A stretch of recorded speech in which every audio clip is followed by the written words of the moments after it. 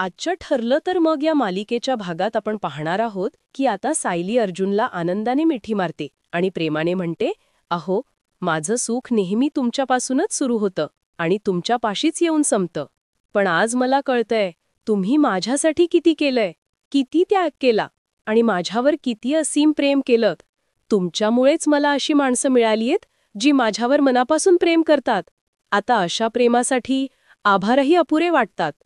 अर्जुन हसत सायलीला म्हणतो, अगं बायको, वेडी आहेस का तू?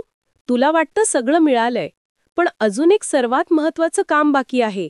मी तुला प्रॉमिस केलं होतं, तुझे खरे आहे बाबा मी नक्की शोधून काढेन आणि माझा प्रॉमिस मी नक्की पाळेन.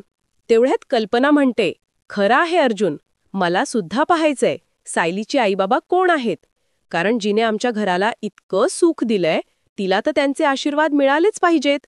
प्रताप हसत म्हणतो, कल्पना, लगेच सायलीची दृष्ट काढ. आपल्या लेकरांच्या संसाराला कुणाची नजर लागू नये. आणि एवढ्यात तिथे उभी असते प्रिया. ती मनातल्या मनात विचार करते, हा झाला परत फॅमिली ड्रामा. करा ना रडारड, मला काही फरक नाही. मी खुश आहे, कारण आज त्या ड्रेसचा विषय मिटला. आता अर्जुनचा माझ्या त्या भिकाऱ्यांच्या आईबाबांशी काहीही संबंध नाही आणि माझं या घराशी असलेलं नातं कायम ठरेल.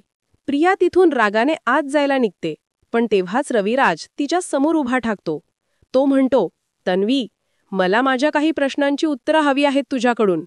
प्रताप ताबडतोब जवळ येतो आणि म्हणतो, रविराज, शांत हो, जाऊ दे ना आता.